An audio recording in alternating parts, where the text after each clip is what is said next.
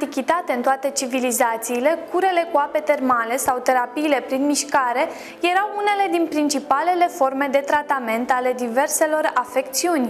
Treptat, oamenii au constatat că și alte elemente din mediul înconjurător pot acționa ca o terapie complementară la regimul medicamentos și anume terapiile prin culoare, muzică sau natură. Tuturor acestor proceduri li s-a găsit câte o denumire, iar alături de ele, balneoterapia și fizioterapia sunt considerate unele din metodele de bază în tratarea anumitor boli. Balneoterapia a răspuns nevoilor umanității timp de milenii. Mijloacele de balneație nu ar fi supraviețuit secolelor dacă nu ar fi servit la alinarea suferințelor oamenilor. De aceea, metodele folosite în balneologie rămân surse de inspirație pentru numeroși artiști, indiferent de forma lor de exprimare. Cultul pentru balneologie la popoarele antice este bine cunoscut, în India mergându-se până la sacrificarea celui care a mișcat pietrele de lângă un izvor de apă termală. Unul dintre primele popoare cu o tradiție imensă pentru balneație, despre care avem și multe documente, este cel roman. Există numeroase vestigii care ne informează despre băile romanilor. În secolul al II-lea erau deja exploatate la maximum 14 izvoare de apă minerală, terme maiores, din care apa de diferite temperaturi era dirijată prin conducte în rezervoare și apoi în bazine de diferite forme și dimensiuni potrivite situate deasupra solului. Sălile erau prevăzute cu încălzire prin paviment și dotate cu saună și chiar săli de gimnastică. O cunoscută stațiune balneară din antichitate era la Bat, unde pe pereții clădirilor înconjurătoare se văd note de mulțumire de la cei care s-au însănătoșit aici. Apa termală a fost exploatată inițial de către romani sub patronajul zeiței Minerva. În Evul Mediu, dezvoltarea medicinei era aproape paralelă cu cea a stațiunilor și băilor. Balneologul era chirurg și frizer în același timp, iar aceste funcții dificile erau îngreunate de dogmele clericești. În această perioadă cunoaștem mai multe tipuri de băi: baia rituală, care se efectua, de exemplu, înainte de sărbători, precum nunta și la investirea ca și cavaler, și băile terapeutice. Cele din urmă s-au diversificat în proceduri sub formă de baie romană, saxonă, practicată în ape curgătoare, sau turcească, care a devenit aproape o modă. Ilustrațiile medicale din timpul Evului Mediu sunt numeroase și chiar dacă proporțiile nu sunt păstrate și aspectul tridimensional nu este evident, sunt foarte importante și din punct de vedere paleopatologic. Numeroși artiști celebri din acea vreme au făcut ca balneologia să fie prezentată tot mai mult în picturi și nu numai în cărți medicale. Căutarea veșnică de către muritori a poțiunii pentru eterna tinerețe se concretizează în pictura lui Lucas Cranach cel Bătrân din anul 1546, Izvorul tinereții veșnice. Din punct de vedere istoric, sunt de notat câteva detalii. Baia are loc în aer liber, este prezent medicul care tocmai face un consult unui pacient care urmează să intre în baie, apar căruțele care în acele vremuri funcționau ca adevărate ambulanțe și care aduc bolnavi la izvorul tămăduitor și, desigur, diverse plăceri.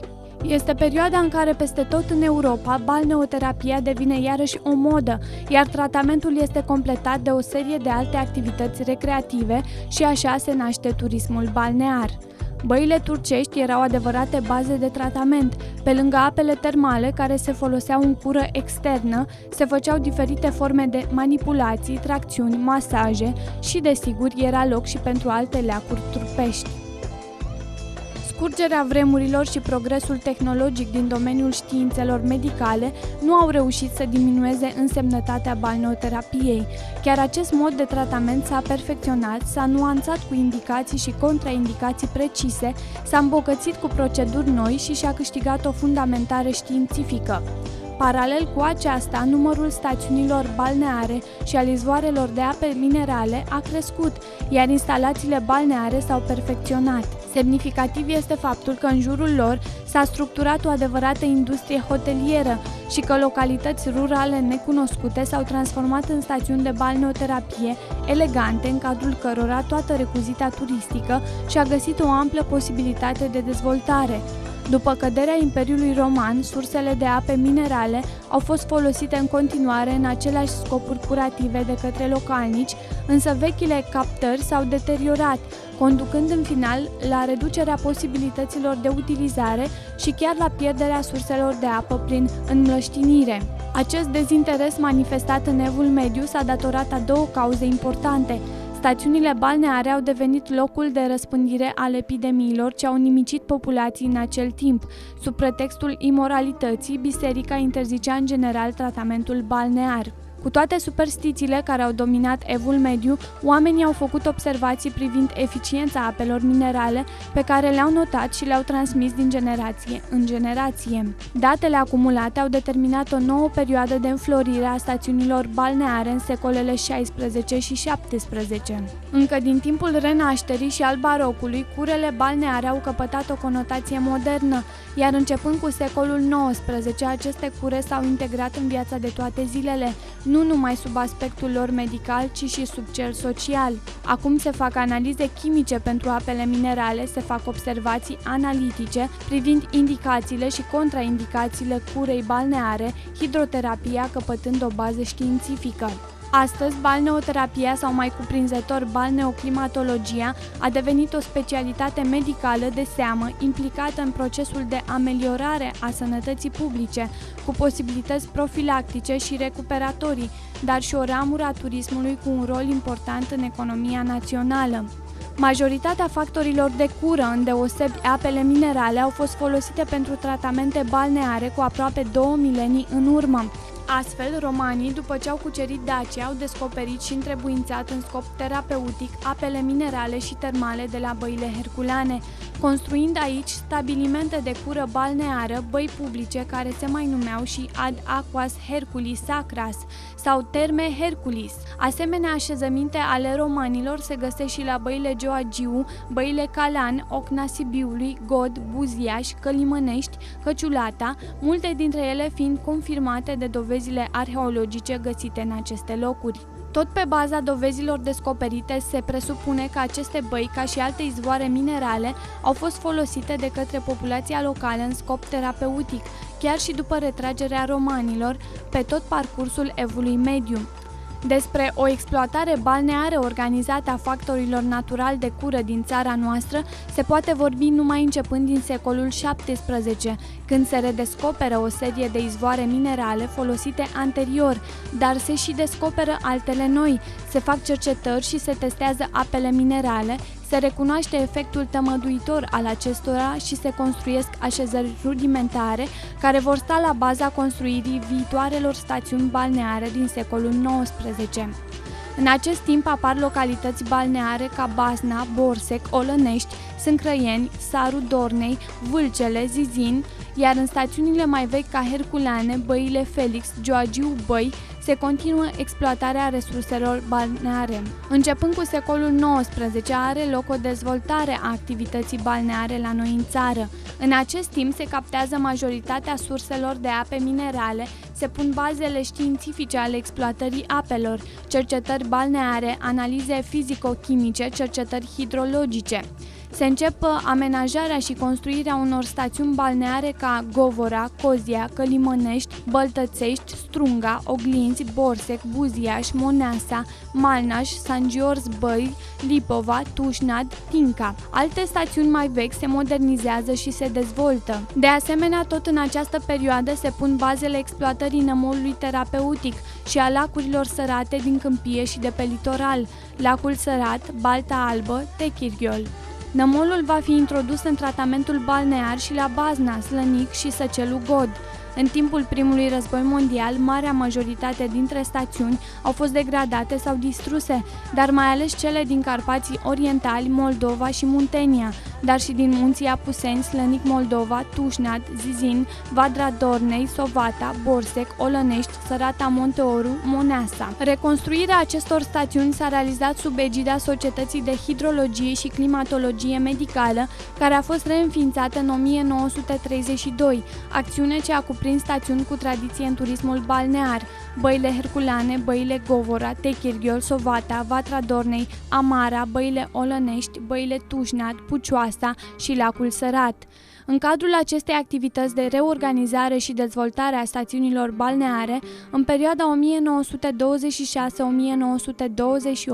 existau circa 80 de stațiuni balneare, în multe dintre ele efectuându-se între 80.000 și 180.000 de băi anual.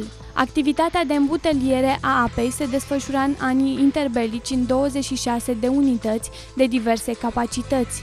România este caracterizată printr-o mare varietate a formelor de relief, din care nu numai că nu lipsesc elemente fundamentale ale acestuia, munții, marea, dealurile, podișurile și câmpiile, ci mai mult decât atât, aceste elemente se află proporționate într-un mod armonios unele față de altele. Din punct de vedere climatic, ne aflăm în area de răscruce dintre clima umedă și caldă temperată din vestul Europei, dintre cea rece și umedă din nord-vest ca și cea uscată din sudul lui, și purtăm amprenta tuturor acestor tipuri. Astfel s-a constituit mediul prielnic apariției apelor termale, deoarece și substratul biologic este de o mare diversitate.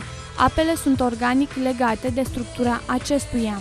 În prezent, România dispune de 160 de stațiuni și localități balneare cu factori naturali de cură, dintre care 60 de stațiuni de importanță generală și locală, iar 18 dintre ele au fost promovate în circuitul turistic internațional. În multe dintre ele s-a modernizat baza de cazare, s-au construit hoteluri de cură și complexe sanatoriale moderne, în care serviciile de cazare, masă, diagnostic și tratament sunt oferite în cadrul aceleiași clădiri, așa cum se practică în stațiunile balneoclimaterice de interes mondial, cum sunt băile Herculane, băile Felix, Sovata, băile Tușnad, Covasna, Călimănești Căciulata, Mangalia, Slănic Moldova, Vatra Dornei, Eforie, Govora, Olănești, Buziaș. În bazele de tratament construite au fost create condiții optime a utilizării pe larg a factorilor naturali de cură pe baze științifice. Alături de procedurile naturale sau fizioterapie se utilizează și o largă paletă de proceduri terapeutice care folosesc factori fizici. Bazele de tratament dispun astfel de compartimente specializate dotate cu aparatură și instalații moderne. În ultimele decenii, prin importantele sale efecte sociale și economice, turismul balnear a devenit un segment major al pieței turistice internaționale, pe care se concentrează importante mijloace materiale și umane, cu o implicare tot mai profundă a științei și tehnicii, a prestării unor servicii turistice și medicale de o factură complexă și de un înalt nivel calitativ, chemate să satisfacă cerințele vitale ale omului modern, determinate de evoluția condițiilor de viață și a stării de sănătate a populației.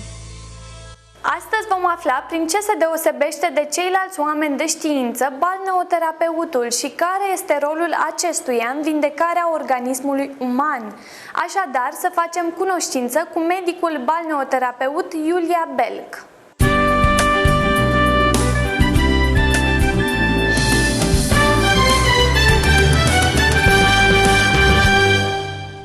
Aveți o definiție personală a balneoterapiei?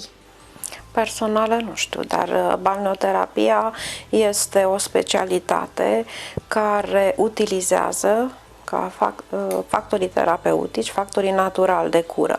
Așa cum alte specialități se bazează în principal pe medicamente, noi ne bazăm în principal pe factorii naturali de cură.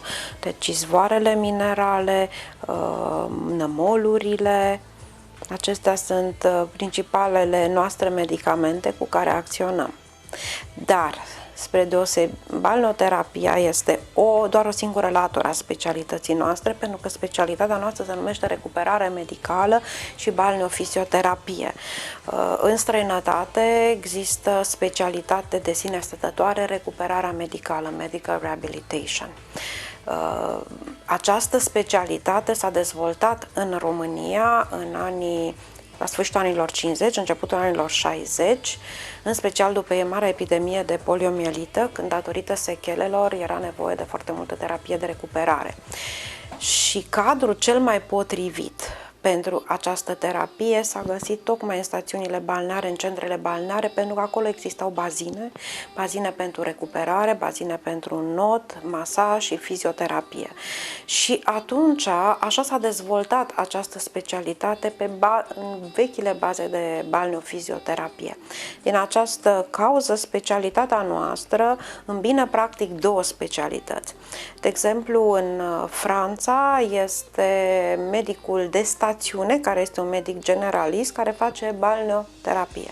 Dar la noi, repet, este o specialitate de sine stătătoare, recuperare medicală și balneofizioterapie. Recuperare poți să faci și în orice secție de spital din țară, utilizând doar gimnastica medicală, tipurile de masaj terapeutic sau electroterapia și anumite proceduri de hidroterapie, care sunt permise cu apă obișnuită în cazul de hidroterapie, pe când în centrele balneare, cum este și centrul nostru, poți să folosești și să te bazezi pe proprietățile terapeutice ale apei sărate, ale apei dintr-un lac terapeutic sau a nămolurilor terapeutice. Când ați decis să deveniți medic balneoterapeut? Nu știu dacă am decis. Deși, dacă stau să mă gândesc, totuși nimic nu este întâmplător. Eram elevă, mi-am dorit foarte mult să fac fizică și vreau să fac fizică de top, fizică atomică, spuneam pe vremea respectivă. În fine, într-o discuție din clasa a 10-a cu un prieten din copilărie care era student în anul 1 la medicină și al cărui frate intrase cu 10 la fizică, terminase cu 10 fizica și lucra în cercetare la Măgurele, mi-a spus: ce vrei tu să faci? Fizică? Păi uite-te că la noi nu sunt condiții de cercetare, uite-te la fratele meu, pe când eu voi fi medic oricând și pe vârful omului. Și atunci, pentru că tatăl meu era medic și era un om deosebit de inteligent și cu foarte mult tact, îmi tot dădea să citesc ca beletristică cărți scrise de medici sau despre vieți de doctor și îmi plăcea anatomia foarte mult, dar pasiunea mea era fizică, mergeam la olimpiade de fizică. Și în urma acestei discuții am spus: da, ok, o să fac medicină. Le-am spus părinților mei, dar eu dau o singură dată admitere, pe vremea aceea dădeai de nenumărate ori ca să intri, era o concurență acerbă și dacă nu intru, toamna eu mă duc să dau la fizică, că acolo întotdeauna rămân locuri. Și dacă voi face medicină, voi face ceva cu aparate, să fiu legată de fizică, voi face probabil fizioterapie. Am intrat la medicină de prima dată, am uitat promisiunea cu balneofizioterapie, chiar am uitat, mi-am adus aminte, cred că acum 10 ani. Mi-a plăcut și îmi place în continuare medicina foarte mult, am vrut să fac neurologie, în fine. După Revoluție s-a dat drumul la examenele de secundariat, în prima sesiune de examen în anul 90, am dat rezidențiatul, eram gravidă în luna 9.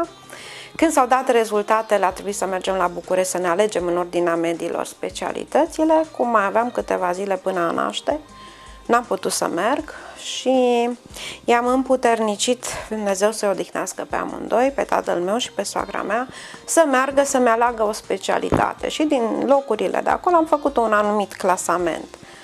Balneofizioterapia, recuperarea nu prea era în clasamentul meu. Ei asta mi-au ales.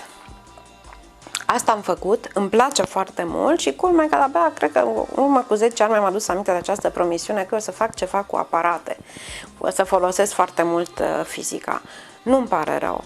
Este o specialitate foarte frumoasă și, așa cum spun eu, la care oamenii vin cu plăcere, niciodată nu vin cu teamă, pentru că, în general, te duci la doctor, te duci cu teamă de un diagnostic nefast sau de o terapie care s-ar putea să-ți producă durere sau disconfort. Aici oamenii revin cu mare plăcere și este un lucru care pe mine mă încântă și faptul că omul vine cu foarte multă încredere și cu multă deschidere. Pentru că dacă un om nu are deschidere și nu are, cum spun eu, complianță pentru tratament, nici reușita tratamentului nu va fi pe măsura așteptărilor.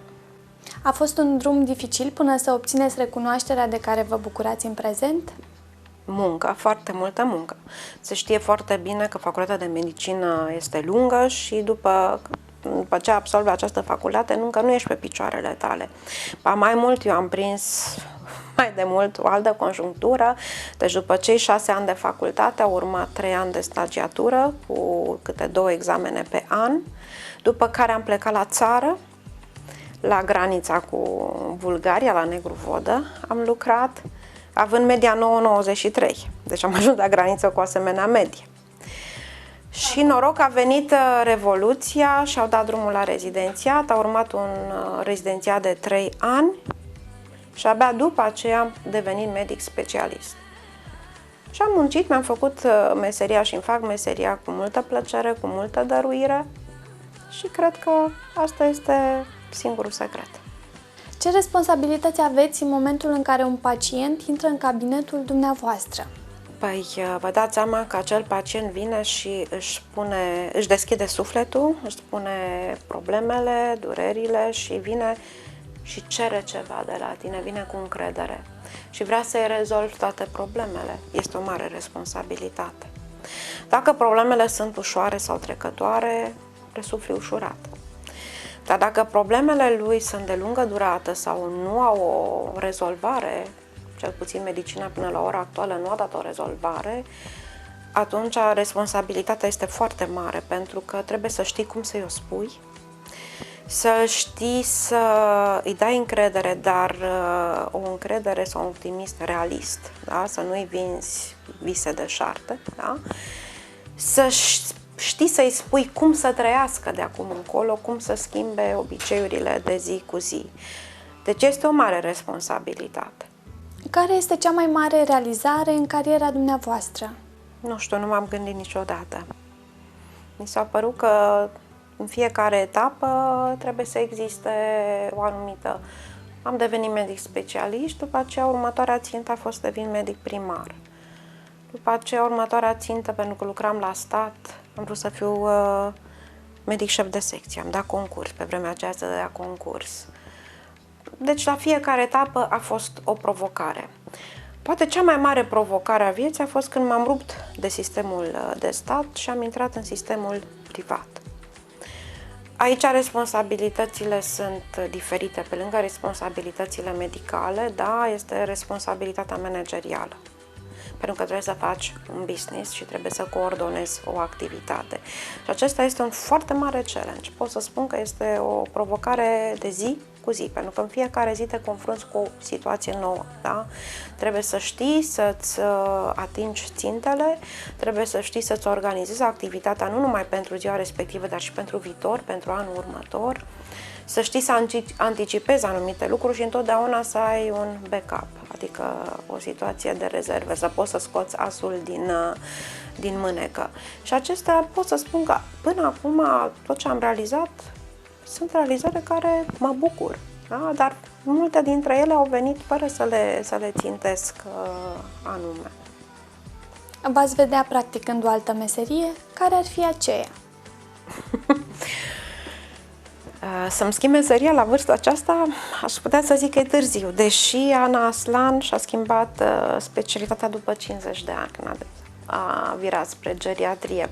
Deci, never say never, da? Ce mi-ar plăcea? Cred că în domeniul de design interior, de publicitate, ceva de genul acesta. Poate și televiziune. Dar undeva unde pot să-mi pun imaginația în valoare. Am foarte multă imaginație și îmi place întotdeauna să fac ceva nou, ceva deosebit. Nu-mi place rutina. Meseria de medic este o artă. Trebuie să ai foarte multă cunoaștere și foarte multă știință, dar trebuie să folosești toate cunoștințele astea cu o anumită artă. Pentru că oamenii nu sunt roboți. E una să deschizi un televizor sau un telefon și știi că acolo ai chipul cu tare, circuitul cu tare și mai departe.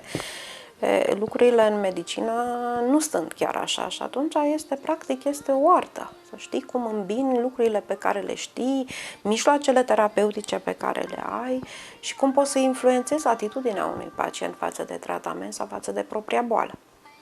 Din cele mai vechi timpuri, oamenii apelau la natură pentru a se vindeca. Oare ne-am îndepărtat de ea sau am învățat să ne tratăm cu ajutorul ei? Ne reîntoarcem la natură. Pentru că lumea crede că acum se inventează roata sau acum se inventează focul.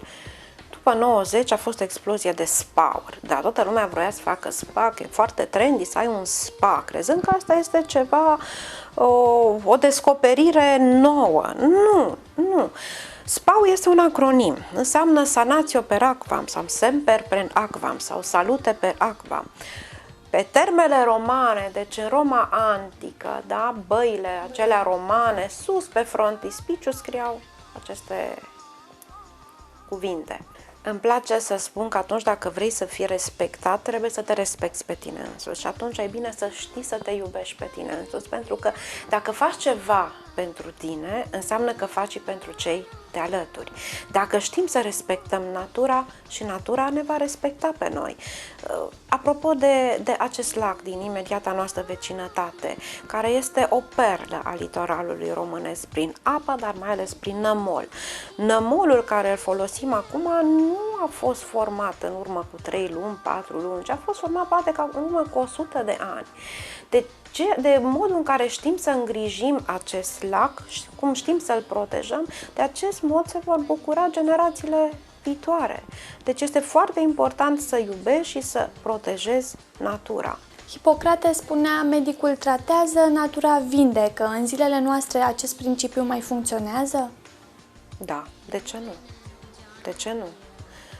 Apropo de factorii naturali de cură, da, pe care îi folosim, și depinde foarte mult de mediul în care trăiești.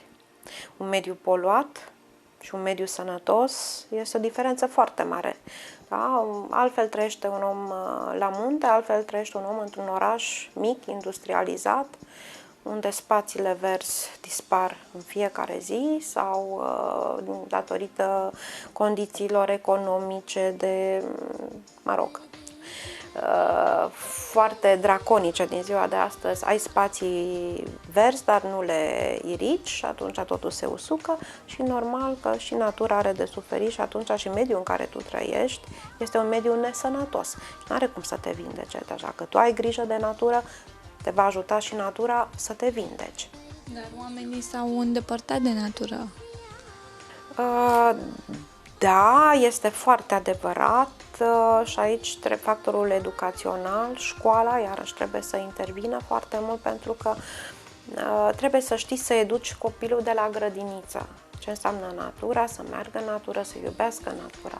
Eu mi-aduc aminte când eram elevă la orele de desen în școala generală, mergeam în parc, mergeam pe malul mării și eram învățați să facem desene sau să pictăm din natură. Lucru pe care nu l-am întâlnit la copiii mei niciodată. Păcat. Care este rolul acestei terapii și ce presupune o ședință de balneoterapie? Este o abordare holistică. În primul rând este o evaluare completă a pacientului, nu numai a suferințelor sale osteoarticulare, musculare, ci o evaluare completă, toate bolile pe care are, bolile asociate, care de multe ori determină suferința musculoscheletală. După ce l-a evaluat complet și funcțional, îi faci un program de terapie, vizând anumite obiective. Pe ce vrei să ameliorezi? Durerea, mobilitatea, contractura sau din contră să-i crești forța musculară. După ce ți-ai stabilit aceste obiective, te gândești exact cu ce să intervii. Și mijloacele noastre terapeutice sunt foarte variate. Toată gama de electroterapie de la joasă, medie, înaltă frecvență, hidroterapiile, mă refer și la cele cu ape minerale, cu apa sărată, cu extractele de plante, gimnastica, pentru că eu trebuie să specific faptul că în recuperare elementul de bază este gimnastica medicală, în sală sau în bazin. Toate celelalte vin să pregătească musculatura și articulația ca să poată să desfășoare programul complet de kinetoterapie.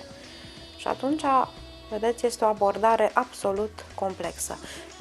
Nu este de neglijat nici factorul medicamentos. Medicamentele sunt de real ajutor, deci noi nu le îndepărtăm și nu ne bazăm numai pe factorii naturali de cură, ci atunci când este cazul ajutăm boala și ajutăm pacientul și prin medicație. Medicație naturală, homeopată sau...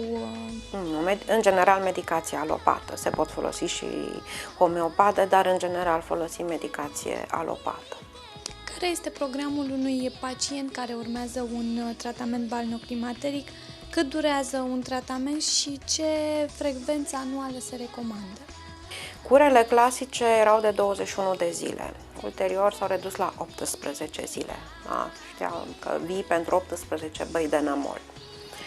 Așa era în balneologia clasică și pot să spun că așa ar trebui să rămână. Dar din foarte multe considerente materiale, de cost sau de concediu, oamenii nu mai pot să-și permită o cură de 18 zile. Și atunci, funcție de aceasta, noi ne-am pliat pe pachete de 14 zile, 18 zile, 6 zile, 7 zile. În general, Casa de Asigurări, pentru unitățile de stat, vorbesc, nu pentru noi, decontează terapii de internări de 12 zile. Deci, trebuie să te pliezi în funcție de situația concretă a fiecărui pacient. Dar m-ați întrebat de câte ori pe an. Și aici depinde. Dacă este o suferință cronică cu potențial evolutiv, atunci ar fi bine de 2 ori pe an. Dacă este o suferință cronică, dar cu limite fiziologice vârste, datorită înaintării în vârstă, atunci este suficientă și o singură cură pe an. Depinde de la caz la caz. Și ce anume face un pacient într-o zi? De dimineață, exerciții, la prânz? Da, primește un program complex, face în general din toată gama. Face electroterapie, face hidroterapie, masoterapie și kinetoterapie. Programul poate să fie împărțit în două, jumătate dimineață, jumătate după amiază, dacă este o persoană vârstnică sau dacă este o persoană cu reale probleme și trebuie foarte mult lucrat și, de exemplu, este după un politraumatism și atunci nu poți să lucrezi intens cu el 3 ore pentru că obosește, îi împarți programul în 2. Dar sunt persoane care își termină programul și în 2 ore, 2 ore jumate, depinde. Care au fost cele mai dificile cazuri cu care v-ați confruntat? Cele mai dificile în sensul că nu ai întotdeauna, n-ai rezolvare. Da? Cele mai dramatice sunt în general tinerii cu accidente de muncă sau accidente rutiere, cu tetraplegie, paraplegie sau hemiplegie. Deci cele mai grave sunt cele cu tetraplegie. Persoanele imobilizate în scaun, care nu pot să-și utilizeze nici membrele inferioare, dar nici mâinile. Cel mai drag și mereu mă gândesc la el este un caz a unui tânăr care a avut un accident prin cădere cu leziune de măduvă cervicală, a avut tetraplegie, deci nu mișca nici mâini, nici picioare. A făcut tratament foarte, foarte intens, îl face și acum, dar cazul este vechi, cred că e de vreo 20 de ani, dacă nu mă înșel. Da, mai bine de 20 de ani și care după 4 ani de terapie mi-a scris prima felicitare. Acum conversăm pe Messenger sau îmi scrie mail-uri și este un caz care întotdeauna, până voi trăi, mă voi gândi la el și sunt în contact permanent cu acest caz. Bun exemplu, un foarte bun exemplu, bun de urmat. Tot mai mulți oameni se orientează către turismul balneoclimateric, deoarece astfel se pot distra și în același timp pot avea grijă și de sănătatea lor. Care este nivelul stațiunilor balneoclimaterice din țara noastră? Noi am avut o tradiție, sau pot spune, avem o tradiție în acest sens.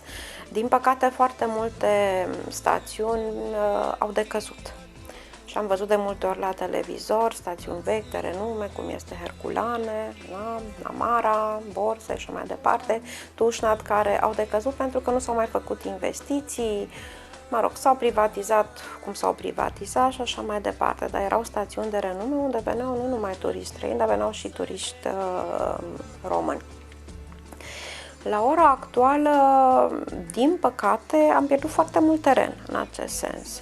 Se fac eforturi la nivelul Ministerului Turismului, Ministerul Dezvoltării, cu implicarea Ministerului Sănătății, dar eforturi foarte mari despre care oamenii nu prea știu. le face mediul privat. Aici suntem într-o instituție privată. Investițiile sunt foarte mari. Sunt investitori care au crezut, s-au păcălit că este o investiție rapidă și scoți banii foarte repede. Nu! În balneologie investiția este mare și roadele apar destul de târziu pentru că sunt costuri legate de întreținerea factorilor terapeutici și de întreținerea bazelor de tratament. Este mediu umed, mediu coroziv și atunci tot timpul trebuie să faci reparații, tot timpul trebuie să întreții.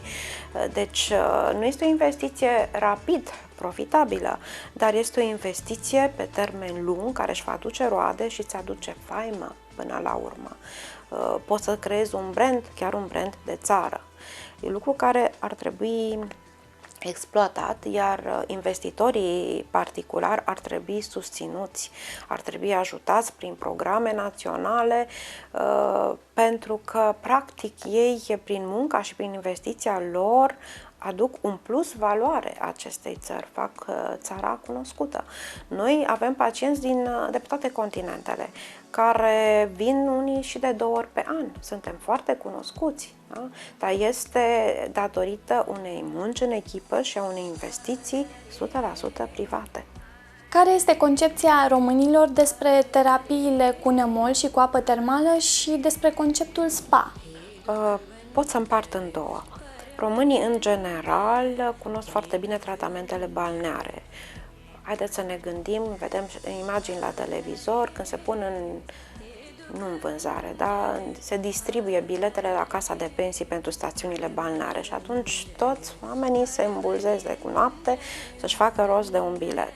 Pentru că, în special, omul simplu, omul care muncește pământul, el e foarte conștient că are nevoie de o stare fizică foarte bună ca să fie apt în vara următoare să-și muncească pământul. Și pentru aceasta el se îngrijește de sănătate. Vrea să facă tratament balnear într-o stațiune. Deci acesta este un aspect. Al doilea aspect, ei niciodată nu se vor gândi la spa. La spa se gândesc oamenii în clasa medie sau clasa de sus care au crezut prin spa că este ceva, un tratament de fițe. Da? Și exact. Cum vă spuneam, nu este chiar un tratament de fițe. Spa-ul nu este ceva nou. Dar într-un spa, normal, creezi alte condiții, un alt ambient. Și aici poți să faci foarte multă profilaxie, pentru că nu este suficient să tratezi sau să recuperezi, ci este important să faci profilaxie. Datorită stresului cotidian, întâlnim tot mai mulți tineri care sunt extrem de stresați.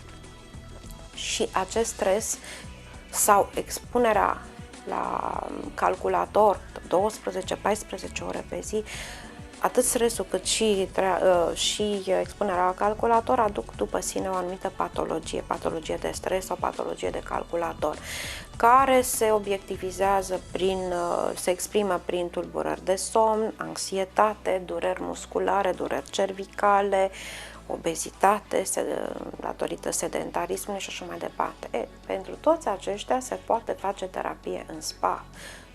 Tot așa, utilizând factorii naturali de cură, dar îi creezi un alt ambient, nu are senzația că vine într-un spital.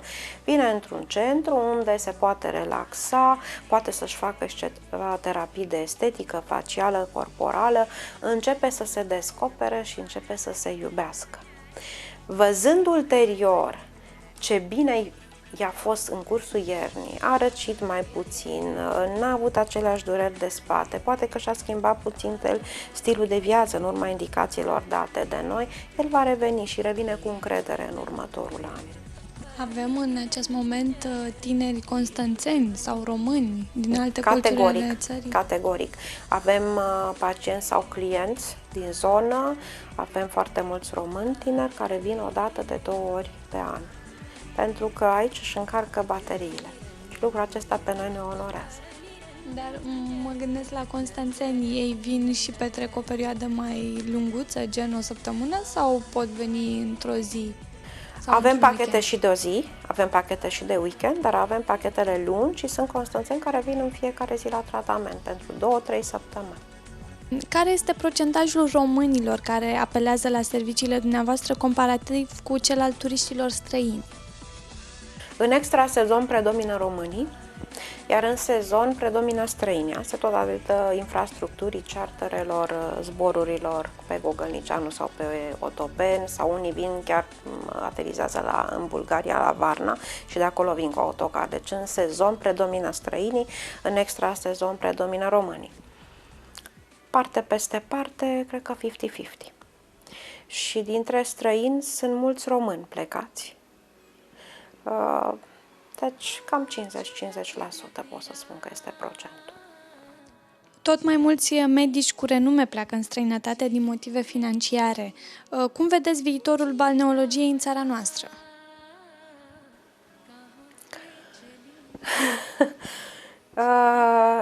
Nu știu să vă spun.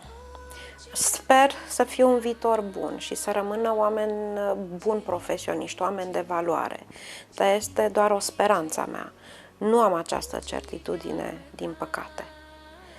De ce credeți că vin totuși turiști în număr mare în România? Cred că din cauza prețurilor, în primul rând. Sunt prețurile mai mici decât afară. Primii care vin. Apoi ceilalți care s-au obișnuit să vină de 10, 15, 20 de ani, au văzut calitatea serviciilor, rezultatele și atunci au fost mulțumiți, au venit și au adus și alți prieteni, rude și așa mai departe. Au încredere, da? Și poate și pentru că au devenit nostalgici.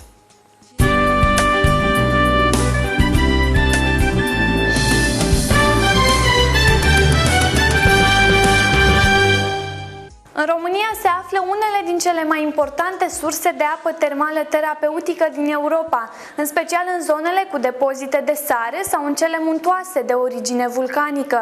De aceea, exploatarea acestor ape miraculoase continuă să existe și astăzi, iar cei care apelează la puterea lor de vindecare sunt cei care suferă de afecțiuni reumatismale, dar și dermatologice sau venerice.